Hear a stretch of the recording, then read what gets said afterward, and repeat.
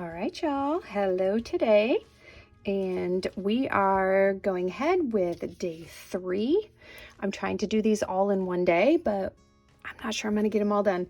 The first few days anyway, because I am behind. It's actually day 3 right now, so you probably won't see any of these until maybe tonight, maybe tomorrow, not even sure. So this is day number 3.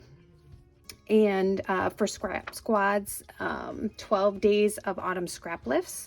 And today's scrap lift is by Daniela Janke or Jank. I'm sorry if I'm saying that incorrectly. This was a Hip Kit Club, I think, design team layout. It's kind of a funky little cut here because my printer did not print it correctly. But the vast majority of the layout is this little portion right here. This is pretty much all that was there. And it's kind of over to the side here like this. And there was a double border around, a double mat around the white cardstock. So I will do at least one mat, maybe 2. We will see how that all works out. But, all right, so what I am going to use to do this day 3 layout is another scrap room kit.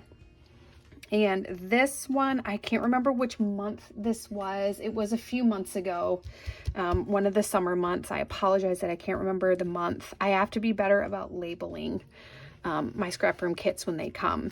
But this is a kit from, looks like Simple Stories. Yes, Simple Stories. And the kit is called Into the Wild.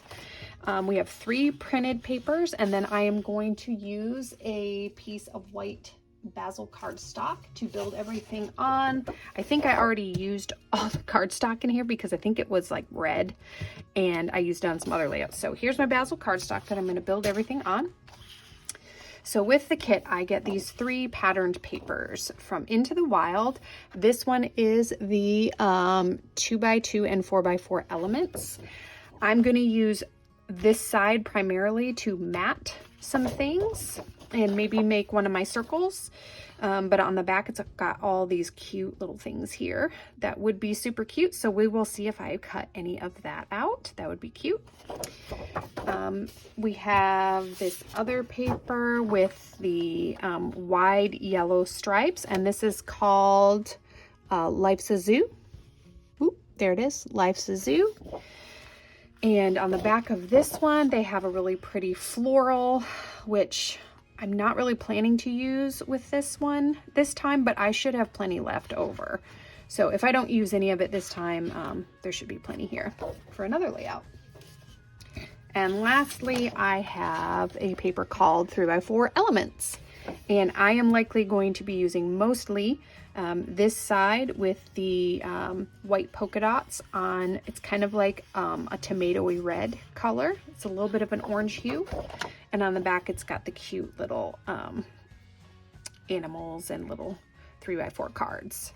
So that's my plan. I'm going to use this a really old photo of my oldest son. I thought he looked really cute in this. And for my title, I want to use my little monkey. And I thought this picture worked really well with that. He's not hanging on anything, but he looks a little bit cheeky there, doesn't he? He was kind of a little stink pot. And this was taken in the year 2002. So this has been a while, 20 years now. So, and he was 3 years old at this point. He is 23 now. So with my kit, I got these puffies, which I'll try to see if I can use all of them up. I have some ideas for all of them. And then we have this little bit of ephemera. So we're going to see what we can do to kind of mimic this design with this ephemera. So it'll be interesting, and we will see what we come up with. So let me go ahead and get figured out what I want for my circles here. I think I have a pretty good idea what I want, and I am going to get everything cut out, and then I shall be back in just a moment to put everything together.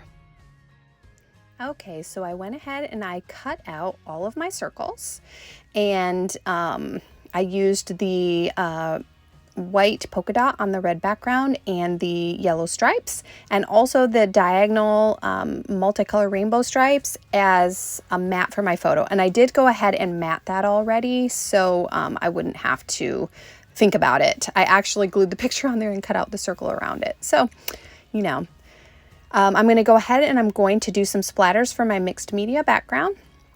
I'm starting off with the blue, and I did hold up the colors there for y'all so that you could see which colors I was using. The blue, I believe, is lapis blue, and the red is rednecking, and I forget what I took for the yellow. It was, yeah, I can't remember which one it was at this point, but that was the yellow that I just put on there, and you can barely see that at this point. I will come back and make some bigger splatters with the yellow because I did get some bigger splotches with the red. And so that's all I'm doing here. On the, like we saw on the lift, she did have just some really subtle mixed media in the background, and it looked just like it was just splatters on the background, just to kind of give a little bit of interest to that white background. So I'm going to go ahead here and I'm just rolling my paper towel over just to get the wet up off from it. It does take a little bit away from the vibrancy of the color, but those colors are so dark that it really didn't take away much from how they looked. So here I am going ahead and I'm just adding a little bit more of that yellow to the background. I'm going to set it aside here to let that dry a bit, and I'm just going to scuff up the edges of my circles. I am using my Tim Holtz scuffing tool here, or edger, whatever they like to call it, to kind of just distress the edge of the mat around the photograph. Now I do this for two reasons. One, because I do love the look of scuffed up edges, and two, these are hand cut circles. I do not have dies this size to cut out circles, and so I have to kind of trace them and hand cut them. So they're not perfect, which is fine. I really don't mind that they're imperfect, but scuffing up the edges helps to hide the imperfections a little bit more. When I set my photos down, I realized that I needed this to just come out just a little bit further, and you're going to see me get a big old drop right there. Don't worry, I'm going to sop some of that up, and then my circles will cover that anyway, so you won't really see that guy. There you go. Covered him up. But I just wanted my sprinkles to come out a little further on the left-hand side, so I just added a few more. And now I'm going through the ephemera, and again, just like the other video I just did on Halloween, this kit is a little more cutesy. It's adorable, but I have a hard time using these embellishments. So I'm doing my best to kind of go along with how the inspiration layout had their embellishments, but I'm going to end up deviating quite a bit because my embellishments just don't fit with that theme. And so I end up coming up with a few things on my own. So I've got that little sloth there, and he's super adorable. I just moved him because I wasn't quite sure where I wanted to put this monkey. Obviously, since my title is My Little Monkey, I've got to cut this little monkey out. So I went ahead and I fussy cut him out, and I decided I did want him to hang kind of underneath the title there. So there he is, all cut out. I skipped ahead of that, so you didn't have to watch that. I'm looking to see where maybe I can put these puffies, and I do decide that I want to use this flower, and I'm going to put him by the monkey. He's just going to sit there for right now until I decide for sure. And now I'm looking for a good place to put this floral. I moved this guy and this leaf like 100 times. I'm not going to make you watch the whole 100 times that I move them, but I really struggled with where I wanted to put it. I'm leaving it there for now, but I do end up moving some things here and there, so I like where it ended up. I saw this head of a giraffe kind of just sitting in some of my scraps there, so I decided to cut him out, and I'm going to have him poking up over the top because I just think he's cute. And so I went ahead and fussy cut him. I'm deciding that I want those to be a little bit further away, and I'm still messing with that flower. He's not going to stay there. I don't know what to do with him, but I know I want to use him. So I'll move stuff around a bit here. You'll see how I kind of mess around. And when I come, I'm going to go off camera and kind of start to glue stuff down. And then you'll see, there he is. He's behind the giraffe now. And I think it looks cute back there. I think it builds out that cluster that kind of goes along that side of the photo. And I think it's great. So I have two little flair from Scrap and Happy Studios. That one down there has a little alligator, and I think it says like what a zoo or something.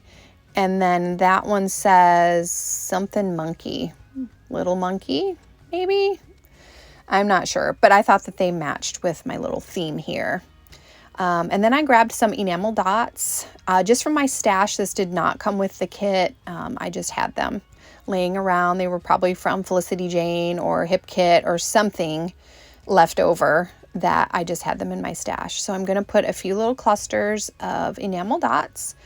And they're basically in the colors that are in the background, except I added some green. So I did red, blue, and green because I didn't have any yellow left with this particular set. I have yellow up there somewhere, and that is it, guys. This one was super simple and super quick. And I do have those couple of mats on the back and then just my little area with my little monkey there. And so again, I hope you all enjoyed this and you found some inspiration today. Again, if you are not a subscriber to my channel and would love to see more layouts, ignore that. I don't know why there's a shadow. It's not on the actual picture, but ignore that shadow. Again, if you want to subscribe to my channel, go ahead and hit the subscribe button. I would love to have you, and I hope y'all have an awesome day. Bye for now.